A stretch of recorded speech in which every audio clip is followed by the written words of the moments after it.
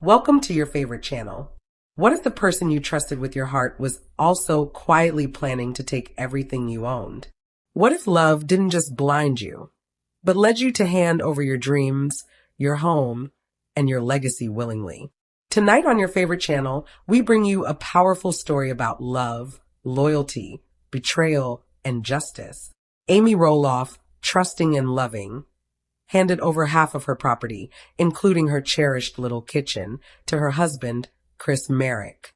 She believed giving everything to him was the ultimate act of devotion, thinking it was the right choice. But fate had other plans. Marek had been hiding a dark secret.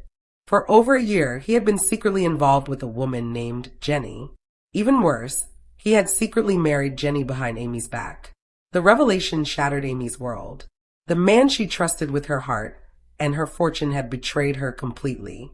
She not only lost her faith in him, but she realized his true intention had always been sinister, to seize her property. Amy refused to stay silent. She took the matter to court, and the truth came out. Marek's real motive was to take Amy's property, and the judge ruled against him. He was sentenced to 1 year in prison for deceit and betrayal. In the end, Amy made the boldest decision of her life. She filed for divorce. This is the story of Amy Roloff and Marek, a story that begins with hope and ends with a fight for dignity. At the beginning, everything felt simple. After years of emotional ups and downs, Amy believed she had finally found peace. Chris entered her life not as a whirlwind romance, but as something steadier, calmer, reassuring, and safe. He listened when she spoke. He supported her dreams. He promised partnership, not control. For Amy, love was no longer about grand gestures. It was about trust. Friends and family noticed the change. She smiled more. She spoke with certainty. For the first time in a long while, she felt chosen, not for what she owned, not for her past, but for who she was. Chris presented himself as dependable, a man who valued honesty, claiming he wanted nothing more than a shared life built on equality. Amy believed him because she wanted to. After years of emotional battles, she was tired of guarding her heart. Love, she thought, should not feel like a negotiation. As their relationship deepened, Amy began making choices that reflected her belief in forever. She spoke openly about unity and building a life where mine and yours no longer existed, only ours. That belief guided the most significant decision of her life. Amy wasn't just in love. She was all in. To her, marriage wasn't a contract. It was a promise, a sacred agreement that two people would protect each other, stand together, and never exploit each other's vulnerability. Chris reassured her at every step. "We're a team," he would say. Amy trusted him completely. The man who ate at her table, slept beside her, and looked her in the eyes, promising loyalty. What she didn't know was that while she was building a future with open hands, Chris was already planning to take advantage of her faith. The cost of that trust would soon become painfully clear. Love, when it feels real, has a way of dissolving boundaries. For Amy, devotion wasn't measured in words. It was proven through action. She believed marriage meant complete transparency, shared ownership, and absolute faith. In her mind, love wasn't something you protected behind locked doors. Love was something you handed over freely. So she made a decision that would alter the course of her life forever. Amy owned more than property. She owned memories and a legacy. Years of hard work poured into every corner of what she had built, especially her cherished space known as the little kitchen. It wasn't just a structure. It was her sanctuary, a place where ideas were born, where comfort lived, where her identity felt grounded. When she legally transferred half of her property to Chris, it wasn't out of pressure. It was out of belief. She thought giving half of everything meant gaining something greater: security, unity, and a shared future. To Amy, withholding ownership felt like doubt, and doubt had no place in true love. Chris received this gift calmly. He didn't celebrate loudly or object. He simply accepted, presenting himself as a man humbled by trust, a partner honored by such faith. On paper, the decision seemed logical. Emotionally, it felt romantic and noble. Friends questioned the speed. Advisors urged caution. But Amy brushed aside concern with confidence. When you love someone, she said, you don't keep score. What Amy didn't see was the subtle shift. Chris began involving himself more in financial conversations. He asked questions, not curious ones, but calculated ones. He showed interest in documents, deeds, and long-term ownership structures. Amy interpreted it as responsibility and partnership. In reality, something else was taking shape. The little kitchen, once Amy's personal refuge, now carried shared signatures, shared authority, and shared control. The lines between protection and exposure blurred quietly, dangerously. Amy believed she was strengthening her marriage. She didn't realize she had just unlocked the door to everything she owned and handed the key to someone who had no intention of guarding it. At first, the changes were subtle. Chris was still affectionate in public, still spoke the language of partnership, but behind closed doors, something felt different. Conversations became shorter. Silences grew longer. Decisions that once felt mutual now seemed quietly one-sided. Amy told herself it was normal. Marriage came with adjustments, with compromise, with moments of distance that eventually gave way to closeness. She didn't want to become suspicious or read meaning into small shifts. But the shifts kept coming. Chris spent more time away from home. He claimed work obligations, meetings that ran late, and phone calls taken outside. Messages were answered quickly, then deleted. When Amy asked questions, Chris brushed them aside. You're overthinking, he said. Everything's fine. But something in his tone had changed. There was impatience now. Subtle irritation when Amy brought up finances or future plans. Discussions about the property no longer felt collaborative. Chris spoke with certainty, sometimes finality, as if decisions had already been made somewhere Amy wasn't invited. The little kitchen no longer felt like a shared dream. It felt occupied. Amy noticed paperwork moving locations. Documents she didn't remember signing suddenly appeared complete. When she asked, Chris reassured her it was just administrative, framing everything as efficiency and responsibility. But reassurance without transparency breeds doubt. Friends noticed it too. The way Amy hesitated before answering questions, the way she defended Chris even when concerns were raised. When someone suggested something felt off, Amy pushed back. He wouldn't do that, she insisted. He loves me.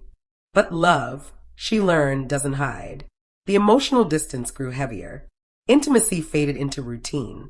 Chris became guarded, protective not of Amy, but of information. His phone never left his side. Passwords changed. Still, Amy clung to the version of the man she married.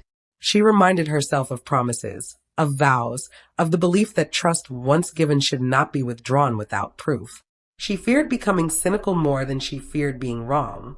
What she didn't know was that these cracks weren't random.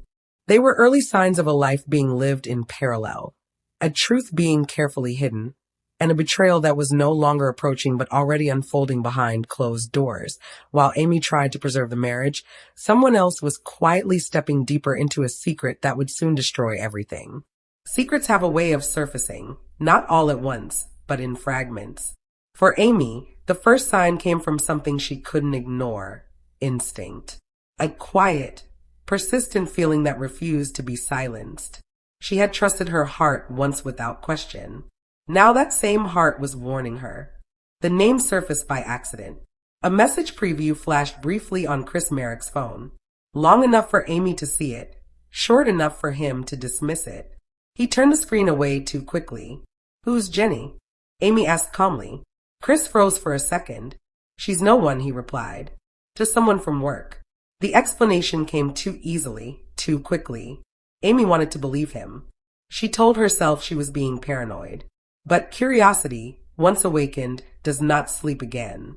Over the following days, small details began to align in unsettling ways. Chris's absences matched unexplained gaps. His guarded behavior suddenly made sense. Jenny was not a colleague. She was a presence. Amy learned slowly, painfully, through whispers, inconsistencies, and eventually confirmation she never asked for, but could not ignore. Jenny was not new. She had been there for over a year, hidden in plain sight, existing in the shadows of Amy's marriage. This wasn't a brief mistake. This wasn't confusion. It was deliberate. Chris had built a double life with precision. Two narratives, two women, one truth carefully concealed. Amy replayed every memory, every reassurance, every late-night excuse. Suddenly, they all fit together. The betrayal cut deeper than anger. It was humiliation. It was violation. It was the realization that trust had been used against her. What hurt most wasn't just the affair. It was the timing. While Amy had been signing over half of her property, half of her legacy, Chris had already been emotionally invested elsewhere. While she was giving, he was taking. And Jenny knew. She knew Chris was married. She knew what he stood to gain. And still, the relationship continued. Amy didn't scream. She didn't collapse. She sat in silence, absorbing the weight of a truth heavier than any loss she had known before. The man she loved was no longer just unfaithful. He was calculated. And the worst truth was still waiting. This betrayal wasn't only emotional. It was legal. It was strategic. And it was far from over. Amy thought she had reached the deepest point of betrayal. She was wrong. The truth didn't arrive through confrontation. It didn't come with shouting or confession. It came quietly through a document she was never meant to see, a legal record, a name, a date, and a signature that didn't belong in her life. While still legally married to Amy, Chris Marek had done the unthinkable. He had secretly married Jenny behind closed doors, away from cameras, away from accountability, away from the woman who had trusted him with everything. This wasn't an impulsive affair. This was premeditated. Chris had lived two legal realities at once. In one, he was a devoted husband, sharing property, assets, and plans with Amy. In the other, he was building a separate life, complete with vows, promises, and legal recognition with another woman. The revelation hit Amy like a physical blow. Marriage had always been sacred to her. Even after heartbreak, even after loss, she believed in its meaning. To discover that her husband had turned it into a strategic move felt like a violation beyond forgiveness. The dates were unmistakable. The timeline was clear. While Amy had been planning anniversaries, Chris had been planning exits. Every late-night absence now had a destination.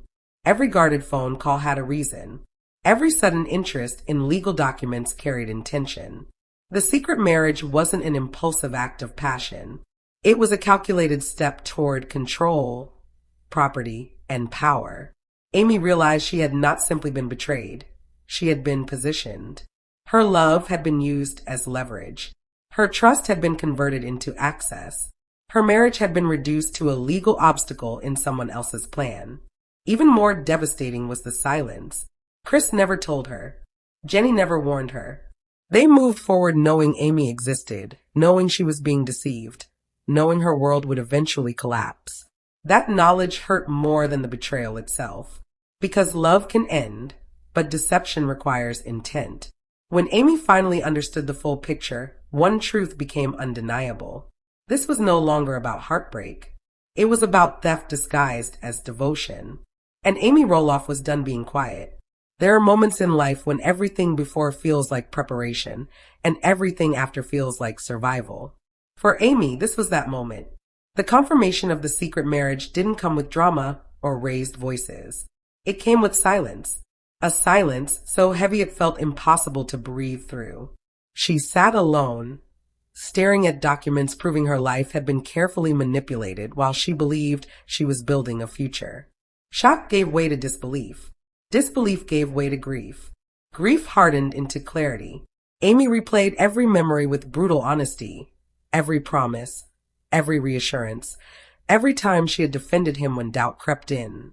The realization was devastating. While she had been protecting the marriage, he had been planning his escape. With her property firmly in hand, confrontation was inevitable. When Amy finally faced Chris, there were no excuses strong enough to survive the truth. His words came fragmented. Justifications contradicted themselves. Apologies lacked urgency. He spoke like someone caught, not remorseful. What hurt most wasn't what he admitted. It was what he didn't deny. He didn't deny the intention. He didn't deny the strategy. He didn't deny that access to her property had made everything easier. That was the moment Amy understood something vital. This was never about love. Love doesn't operate in secrecy. Love doesn't require deception. Love doesn't marry someone else behind closed doors. Her heartbreak transformed into something sharper: resolve. Amy refused to let humiliation define her ending. She refused to be remembered as a woman who lost everything because she trusted too deeply. If Chris believed he could walk away with her legacy, he had underestimated her strength. She gathered evidence quietly. She sought counsel. She documented everything. Every transfer, every signature, every timeline inconsistency. For the first time since the betrayal began, Amy felt control returning. Not over the marriage, but over herself. This wasn't revenge. This was accountability. What Chris had done wasn't just immoral. It was illegal. And Amy was no longer willing to absorb pain in silence to protect someone who had shown her none.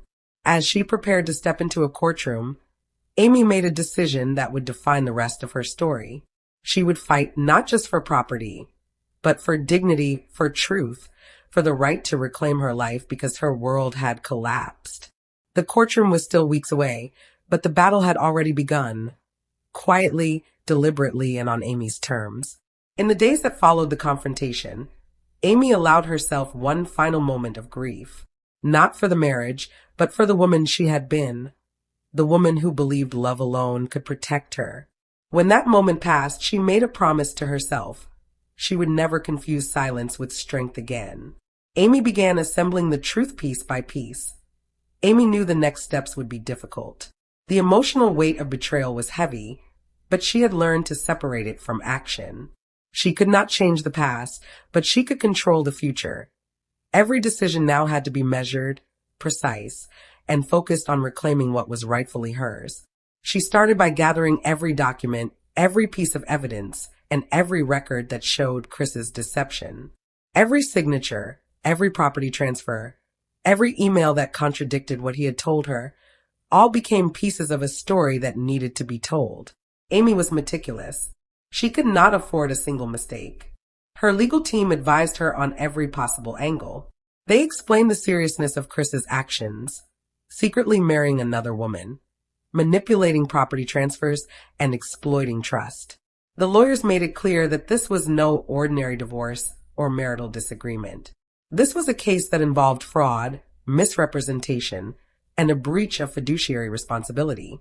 Amy absorbed every word, but refused to let fear take hold. She had faced heartbreak.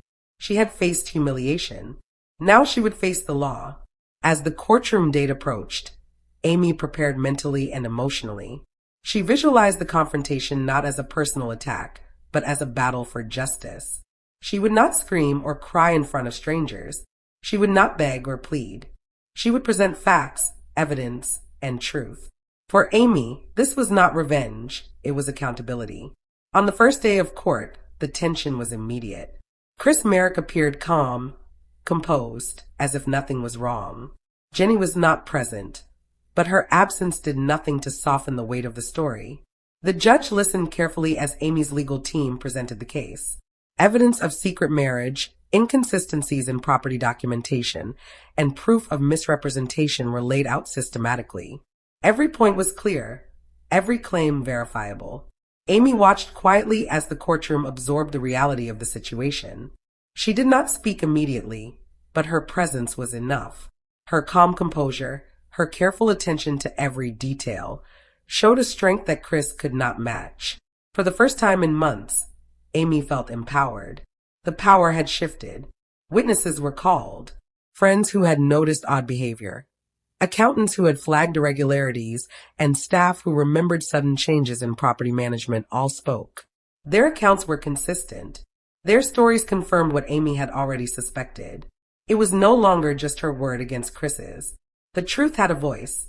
During cross-examination, Chris struggled. His attempts to deflect, to simplify, or to minimize his actions were met with evidence and testimony. Every excuse fell apart. Every claim of misunderstanding contradicted by signed documents and recorded dates.